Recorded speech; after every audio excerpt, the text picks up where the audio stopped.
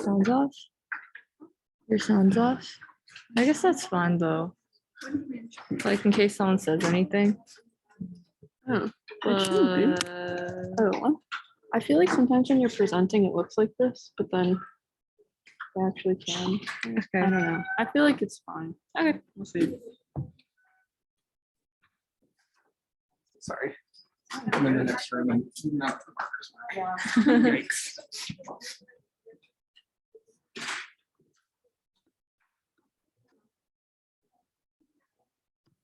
All right, so hi everyone. Welcome to week 8 of the Python DeCal. So first for some announcements. Today we're going to start talking about animation. So there's a new animation guide under resources on B courses. So definitely check this out. There's a lot of examples. So it'll definitely be really helpful for when you guys are writing animations for your homework or if you want to do it for your final project. So we included some steps for downloading FFmpeg on B courses earlier today. So if you want to try to install that on your own laptop, we included some steps you can follow. But we also saw with like past semesters that a lot of times people run into issues installing FFmpeg. So if you can't get this to work, you can just use the Berkeley Data Hub, which we'll like show you in a few minutes. Also, everyone, please try to show up to class on Wednesday. We're going to be forming groups for the final projects, and you'll have some time to like actually get into your groups and start talking with each other. So please try to show up in class or over Zoom, preferably in class if you can. And so homework 6 will now be due on Monday, so a week from today. This is because it's about animation, which we're learning today, so we pushed back the deadline a little bit. Okay, so now for some introductory animation examples. This first example is like erosion on this place called Crater Lake. So you can see here, like on the left, you have like the landscape and it's slowly eroding over time. But if you really think about it, like this animation looks really cool, but if you just pause it, it's basically just a plot that you've all like have learned how to make in the past few weeks. So really with animating, you're just making many plots and putting them all together. But you guys already have learned the fundamental step of actually making the plot. So this is another really cool example. This is like a infection simulator. So you can see like over time, like the infected people versus like who actually is getting the disease and like recovering. So this is a really cool example as well. So it doesn't necessarily have to be like a picture. It can also just be more of a scatter plot that we've learned how to make.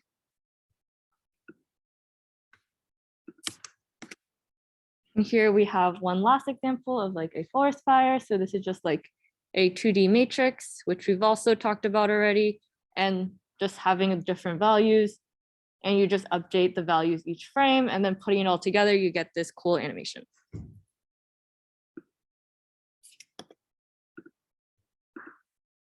Okay, so in class, we're going to focus on using matplotlib.animation.ffmpeg writer.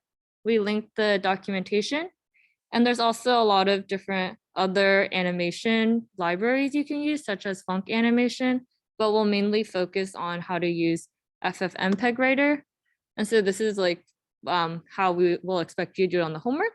Though if this doesn't work for you, you can look up other ways. We just might not be able to help you as well.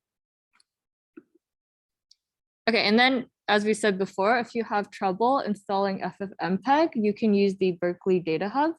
So I can just show you really quickly. If you click on it, you'll automatically like be taken to this like kind of remote Jupyter notebook location. And you'll need to log in with your Berkeley email. But other than that, like this is like a place that you need Wi-Fi to access. It's not really on your local computer, but everyone at Berkeley has it. And it already has FFmpeg installed in it.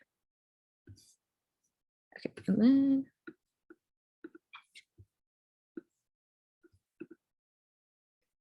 okay, so for the first example we'll be going over today, we'll be talking about animating this moving sinusoidal weight.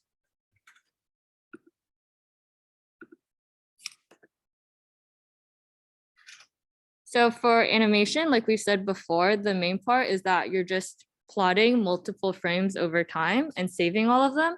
So as you can see here, we first start with importing necessary libraries. So here we have like matplotlib, numpy, and FFmpeg writer. And then down here, you can see we have this outer loop that's doing something, and like this for loop that's also going over something multiple times. But you can see inside here in this box, like this could just be like normal code for plotting a sine wave. So this would just be the normal like how to calculate a sine wave. And you can see down here, we have like the normal plotting functions like plt.plot. And so the main idea here is that you're just, for every frame, you're plotting something, saving it, and then moving on to the next frame, plotting again, and then saving, and you keep going on until you have all of your frames. Okay, so going a bit deeper into the code we saw in the previous example, and it's okay if you don't really memorize everything right away. This is mostly for reference so that later when you're looking at the slides and you're actually trying to code an animation, you'll have something to look back at and try to figure out from there, like how to actually do it. Okay, so for this first part, we initialize the metadata. This is optional, and it's just filling in some of the file information, such as like the title and who made the file. This also initializes the writer. This is kind of the thing that actually goes and saves your like frames for you and like makes your frames into a video. So this step's really important. And this FPS argument here is just how many frames per second you want. And then like with the plotting kind of module that we did, we'll go and initialize our figure plot with this plt.figure. Okay, and then moving down towards our big with loop. So this with writer.saving, you can copy this for any animation that you make. And the arguments that you would put in here are one like the figure that you created. So this fig that we made before. And then you'd also pass in the name for your animation. And it's extremely important that the name for your animation ends in .mp4 or like some sort of video file so that the writer knows that it's creating a video file. And then once we get into our for loop, this for loop is going over the number of frames we have. So basically for each frame, we want to get our sine wave data. And then we use this plt.clf, which will clear the previous figure. So anything you plotted in the previous frame, it'll clear it. We'll plot what we want for the current frame. And then we use these like plt.show and plt.draw so that the writer will draw it to like a frame. We also add this plt.pause so that the writer can have time to go and save the frame. And then here we do writer.grabFrame so that the writer actually saves it. So you definitely don't need to really memorize these steps. You can just refer back to this and like copy and paste this to any animation you want to create.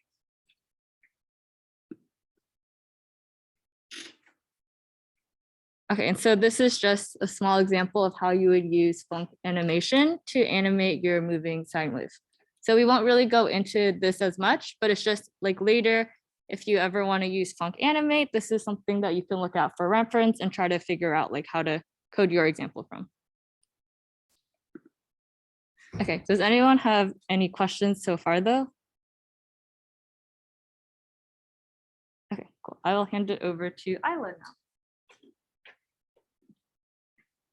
Okay, cool. So I'm basically just going to show you another example. It's kind of the same process that Emily talked about, but this time we're going to be doing like a 2D sine wave. But the steps are pretty much the same. Yeah, so just some differences. Again, we're just going to be importing all of our necessary packages. But here we also want to do axis 3D, so we can plot in 3D. Also, there's matplotlib import CM, which stands for color map. So that's how you can get it like all these cool colors and stuff like that in 3D. we're also initializing the metadata, the writer, and the figure that we're going to be like messing with and writing our file on. Some other things, if you wanted to make like a pop-up window, so you could like see your animation playing as you're like writing your animation, these two lines up here, which are kind of commented out. The first one is like matplotlib osx. So you'd use that if you're on a Mac, and if you're on a PC, you do matplotlib qt. Sometimes these like lines cause errors though. So if it's not working for you, you can just like delete it, comment it out. It'll still work fine. It's mostly just like visually for you to see like the animation kind of working. Yeah. Oh yeah. Yeah. Mm-hmm.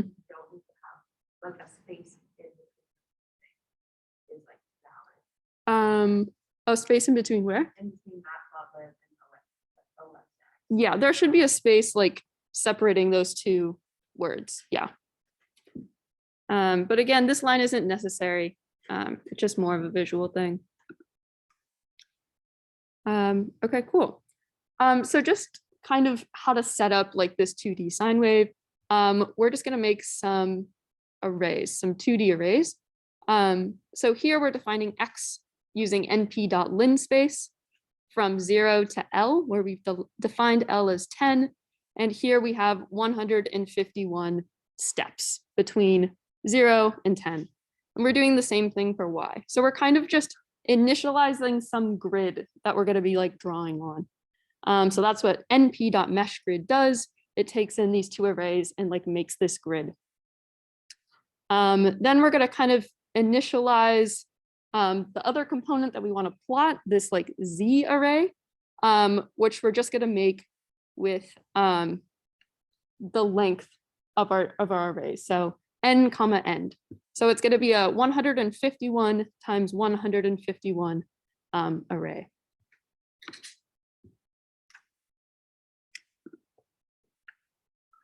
And then this is the big loop that's going to write your animation. This is pretty similar as the other example of just like a 1D sine wave. But here we're initializing our AX figure with projection 3D. And instead of like AX.plot, we're doing AX.plot surface. And here it takes in X, Y, and Z. And we're also choosing some color map. This is just like something fun to like make it look cool. You can choose whatever colors you want. And yeah, another thing is this like ant-alias like parameter. If it's false, it'll like plot it faster, but it's a little bit jaggier. A lot of the things with animations, you can kind of mess around with the parameters. Another thing you can also mess around with is this DPI, which is basically like the resolution of the figure that you're making. So really, I encourage you all to kind of like mess around with this, see what gives you the best like animation for what you're trying to do. Another parameter in this is plt.pause. Here we're pausing for 0.01. This is like how much time we're spending on each frame in our animation. So for each frame, it's lasting like 0.01, I think it's seconds. I don't know, it's some unit of time, I think seconds. So each frame that you're plotting is going to last that amount of time, and then it's going to move on to the next one. So that can kind of also change how your animation looks. So this is kind of the general setup to approach anything you want to animate. The first thing you want to do is import the necessary libraries, matplotlib and FFMpeg writer. You also want to initialize your metadata, the writer, what you're going to be used to writing this MP4 file, and also the figure that you're going to be kind of like drawing on in a sense. Then kind of the overarching thing you're going to be using to make your MP4 file is this like with statement, and then inside a for loop looping through like all the data that you want to be plotting. Yeah, and making sure that you have plt.pause, because otherwise like the frame won't last for any time. So your animation might not look like anything. And also writer.grabFrame.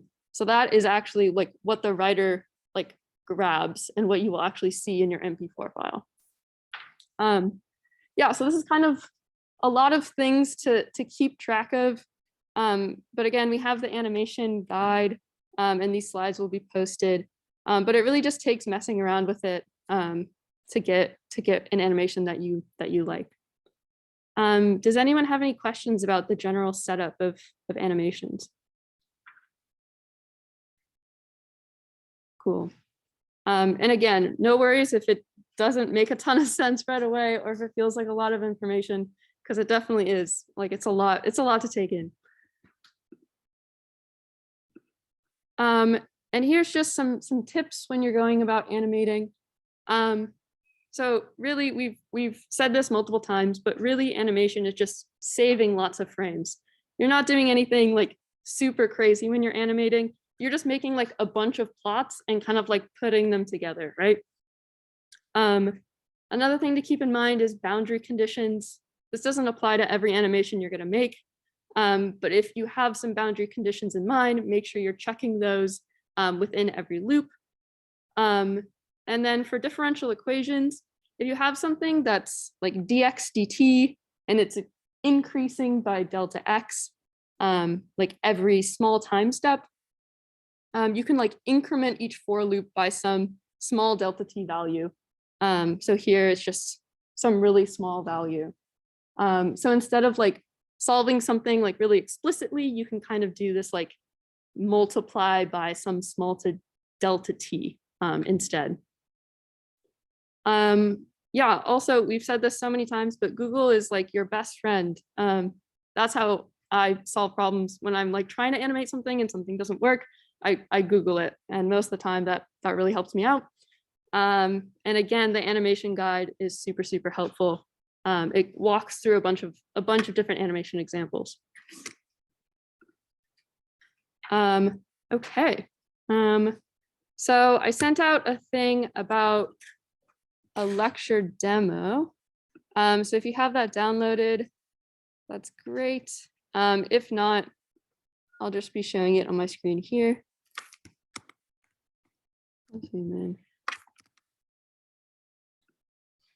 Okay. So really this demo is kind of just to walk you through more in depth about what making an animation looks like. And I recommend, either having this on your computer or watch me walking through it, because this is really similar to one of your homework questions, like really similar. So yeah, we're gonna start out by importing the necessary packages.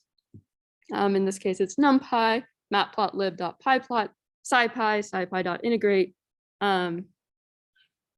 3D, axis 3D, and then FFmpeg writer, which is like the new thing from today. I've also included this line.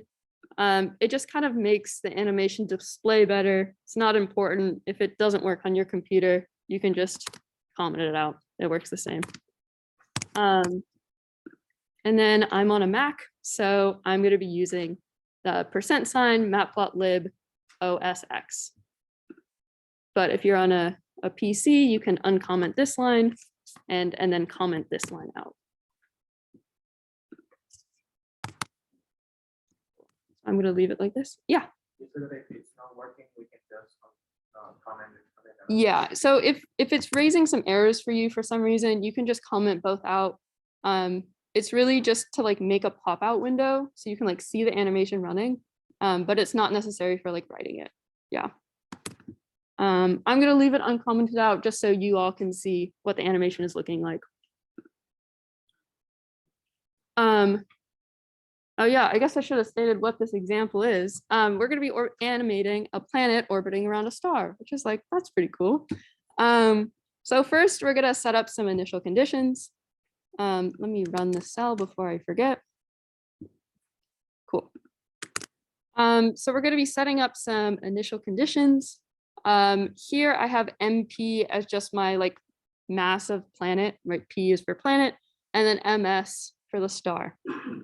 I kind of just have arbitrary units here.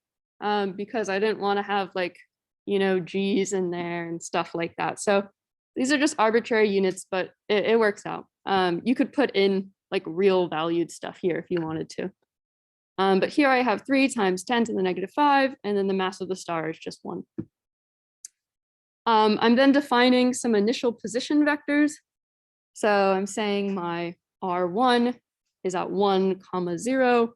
My R2 is 0, 0. So the reason that there's like 2 elements is I have this first element as like my X and the second element as my Y. So I'm only doing this like in 2D. I don't have like a Z component to this. I'm then also defining some initial velocities. Here I have my velocity in the X to be defined as 0, my velocity in the Y to be 0.75, and then 0 and 0 for velocity 2.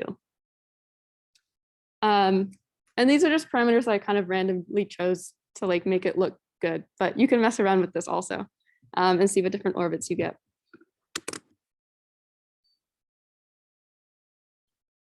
Yeah, and so now we're going to be using Newton's law of universal gravitation to figure out how the positions and velocities are going to be changing. So then we can animate it. So I defined this orbit equation where W is some array that takes in or that has positions and velocity values. T is some time, M1 is the mass of one of the objects, and M2 is the mass of the other object. So this function only works for, 2 objects interacting with each other. Yeah, so my W is defined as like some array of positions and velocities. Without getting into it too much, I could also have done this like R, like for position and then also velocities as 2 separate vectors. But just so I'm updating only one like array, I just have them saved as one like W array. So it makes the notation a little bit more confusing because I'm storing like positions and velocities in one array. But they're separate things. I'm just putting them together because it's only one variable to work with. So again, so my position values are the first 2 elements of this W array. So I'm just redefining it like that. My R1 values, first 2 elements of W. And my velocity elements are then the last 2 elements. I'm then like using np.linalg norm to kind of find like the distance. Because here, I guess this is another thing I should have noted. Here, I'm only calculating the motion of the planet. I'm just assuming that the star is going to be at 0, 0, just out of ease, right? Because we know that the star is so much more massive than the planet. The star's motion is kind of negligible. So we're just going to treat it as like a constant and we're not going to update it. So we're just going to keep the star at 0, 0. So we're only dealing with the motion of the planet, which makes our code a lot easier. But you could like definitely like manipulate this code to make both things move. So here I'm basically calculating the distance from the planet to the star. This is just kind of a rewrite of Newton's law of universal gravitation, where this is the derivative of velocity, right? Acceleration. And here's the derivative of position, which is just velocity. So once I calculate these new things, I'm calculating the acceleration, I'm calculating the velocity. I'm then using np.concatenate. And this is basically just like combining these 2 arrays together. Just so I'm returning one array. Like in the same way that the W was kind of a combination of positions and velocities. Now I'm like returning an array that's a combination of both velocities and acceleration. I know this function is confusing. Like it's not as clear necessarily as it could be. But just kind of know that it's some equation that's kind of governed by Newton's law of gravitation to calculate the motion of the planet around the star.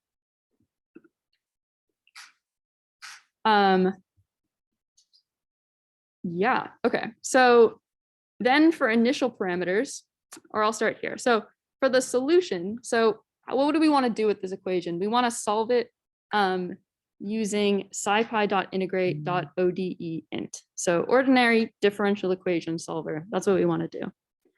So how that works, we talked about this before. You're going to input the function that you want to kind of solve or like integrate over. So that's going to be this orbit equation function. We're also going to input our initial parameters.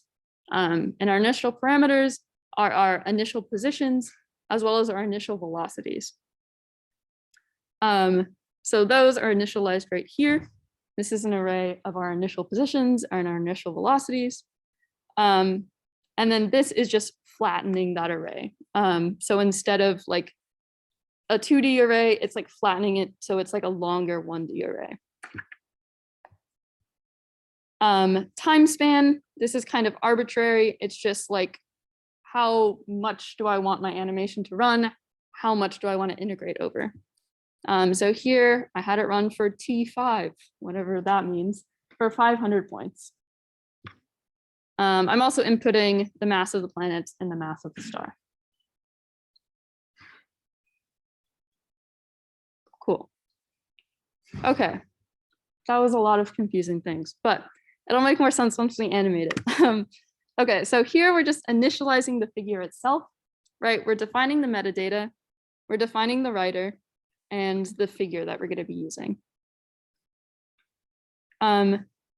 So here, again, I have this with writer.saving fig, where fig is redefined right here. The name of whatever I want this file to be. So in this case, I'll just have it be orbit.mp4. And the resolution I just set to be 200. So now we have all the data that we want to animate, right? We use this like OD int, and we have all of our new positions. But now we just want to like plot it in a cool way so it like looks like it's moving around. So I'm going to start with this for loop. So like for each element in our time span, like this could very easily also be like for each time in our time span, right? We just want to like loop through all the different elements in our array. Here I just started with clearing the figure. This kind of applies more to like later loops when you want to like plot something and then clear it and then plot something and then clear it. But for this first initial run through, it doesn't really, we're not clearing anything really.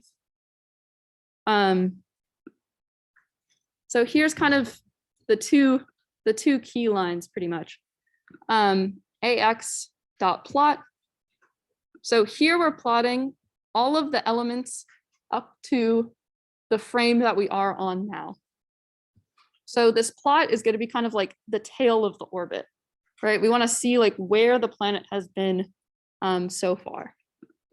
So we can do that by plotting all of the elements up to the time that we are, right? Where I is like the parameter that we're using to loop through. And then we want just to put a dot like where the planet is right now. So the frame that we're on right now. So that's just I. So again, plot is just some like, you know, orbit where the planet has been. And this AX scatter will be some dot where the planet is right now. Let's see. Yeah, I've also just added in some constant point at 0, 0, right? The star is not moving. So I'm just going to put it at 0, 0 and keep it there. I've also defined some limits on my animation just because if I didn't, then the animation would like change shape and it'd be kind of hard to see that it's moving. Actually, let me run it without these AX limbs just to show you all what it looks like. And let me run these.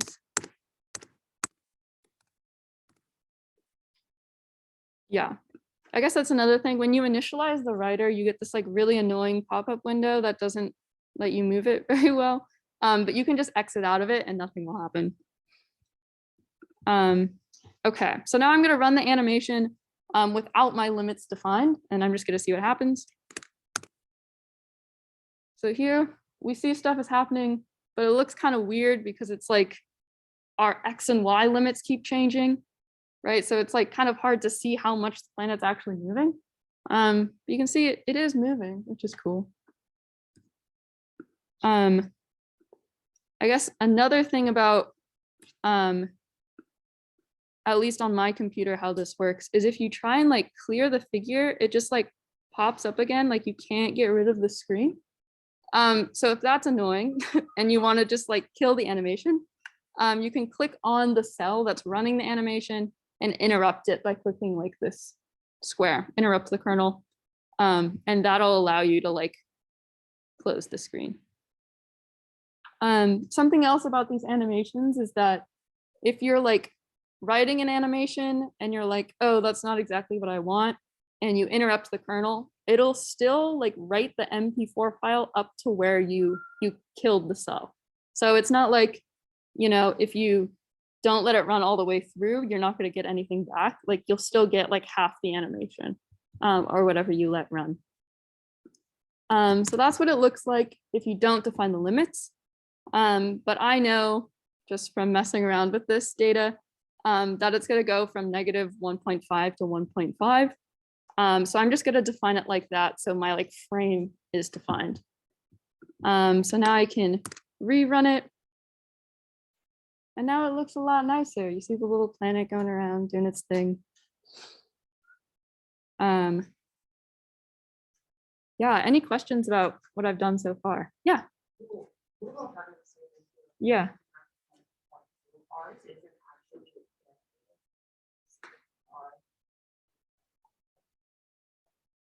Okay. Yeah. It's not popping out.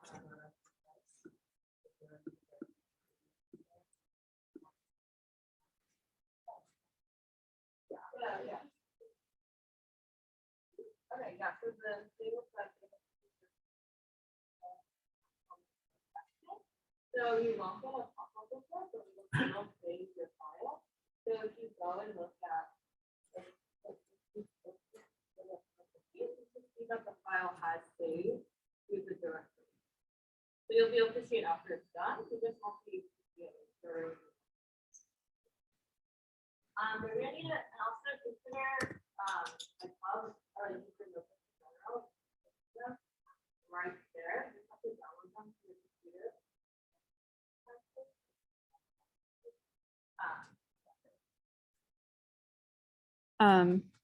Yeah, that's a good point. Like when you're writing these animations, you know, if you don't have the pop-up window, it doesn't look like anything's happening, but go to the directory that your notebook's in, and it'll have a file, an MP4 file written there with your animation. Yeah. Do we have to create the MP4 file already so that it can save something to it, or does it create it for you? Yeah, so when you're kind of like defining, like when you input some name here, like here orbit.mp4, it's like making the MP4 file for you. So you don't have to like make anything on your desktop or anything like that. Yeah. Because I keep running into the input error that says it can't find the file. That's why I was confused that maybe I was supposed to make the file. Huh. It's not working. That's weird. Weird. Okay. Maybe we're gonna finish up soon and then we can do some like troubleshooting. But we'll see what's going on. Yeah, I just wanted to show you all one last quick example. This is just something kind of cool that yeah, I think makes animations look kind of cool that I just kind of wanted to share. So this is the same animation as before, but it's with a dynamic tail. So, you know, with the first one, it's showing, you know, where the planet has been for all times in its orbit, right? It just has some line that's following it. But what if we wanted to have like some like shorter line that's like following it and like changing shape as it's going around its orbit? Just kind of a more like, just like a fun thing. So here's kind of how you define like this moving tail, this dynamic tail. I've set some tail length parameter here. This is just, I just set to be 50. It's kind of arbitrary. I'm checking if the frame that I'm at is less than the tail length. I'm going to do the same thing as before. I'm just going to plot all of my data up to the frame that I'm on right now. But if the frame that I'm on is greater than the tail length, I'm going to plot all of the data up to the frame that I'm on minus the tail length. So this is 50. So I'm going, let's say I'm on frame 70. The tail is going to be from 70 minus the tail length, which is 50. So 20 to 50. Or sorry, 20 to 70. And I'm doing the same thing here. So again, it kind of looks confusing this way, but if we play the animation, in the beginning, it looks the same. It has some little tail, but once it reaches a certain length, tail length of 50, it starts to follow it. I just think it looks kind of cool, kind of cute. Also, something cool about this animation is it's like, as the planet's moving faster, the tail is getting longer because it's traveling faster. Kepler's third law, cool. Yeah, so let's see, we have some time left, but it seems like a lot of people are running into issues getting this notebook to work. So why don't we use like the last 15 minutes to kind of do some troubleshooting stuff. So if it works for you, awesome. See if you can get these animations to run. But Emily and I will walk around and help the people who are having issues with this. Cool. Any last questions? Awesome. Okay, we'll go around and help. Yeah. So we're doing this kind of animation. This is the time where we start thinking about efficiency, like to take time. Yeah.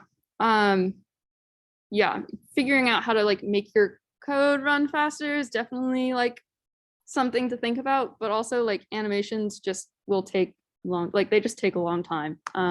So like this one doesn't take that long to run, but I don't know, we've made animations before that like take like kind of a lot of time. So it's something you can't avoid all the time. Yeah. Okay. Okay, who had issues running the notebook? Yeah.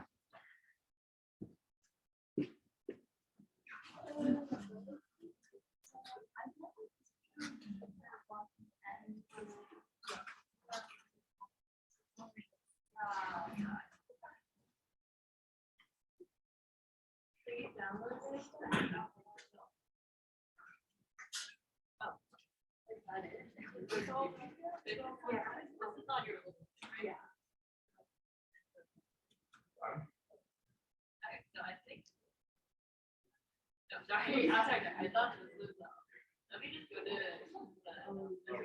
like, there, I thought, it's like a Google Doc I was looking for, I don't know why I don't get it.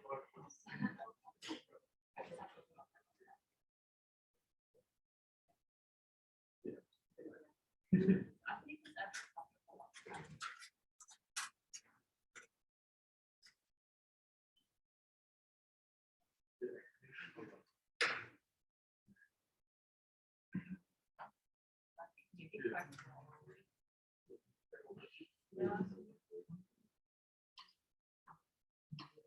Maybe pushing that again. But also, yeah, maybe now if you want to talk about the data. Yeah. Maybe try using the data hook first, like make sure that works, just so you can everything. And then This is sort of a question about why. Yeah, it's the same thing. It's specifically this part. If I try to run the function, it spits out an error. It essentially just says that.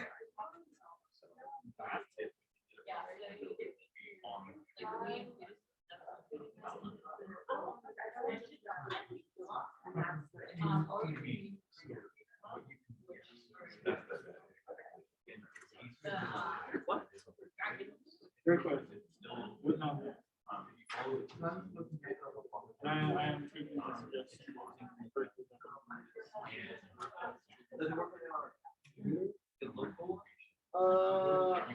I don't have it installed on the local one. I kind of just pulled this up right now. Or like before class started.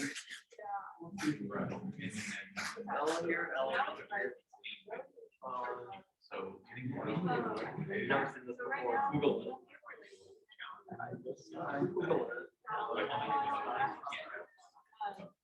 That's why you want to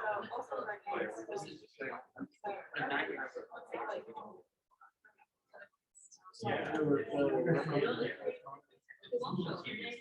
like the packages, I don't want to say sucky, but it requires like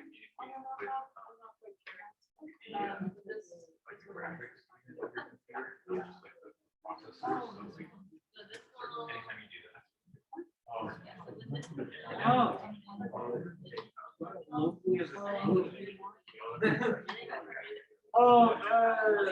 It doesn't like the Berkeley doesn't like Qt. Oh, yeah. You could just fund it out and then Right, so it's just like, so the reason they won't do this is it's the extra server and you're not running on this. So you actually download that.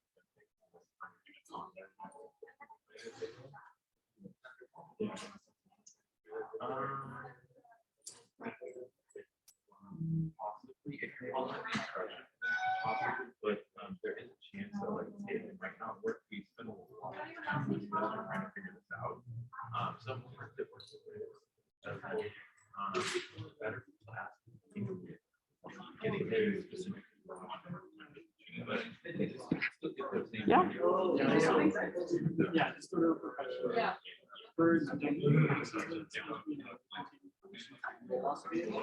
This is the public version of it.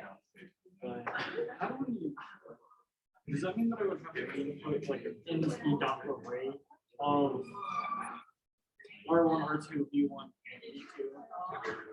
Yeah, so you can pull Why up. are we putting here? This is the exact one that has the first Yeah, I know, like, Like example. Yeah. When I want to know like what. Exactly what it looks like. Extra was. Right.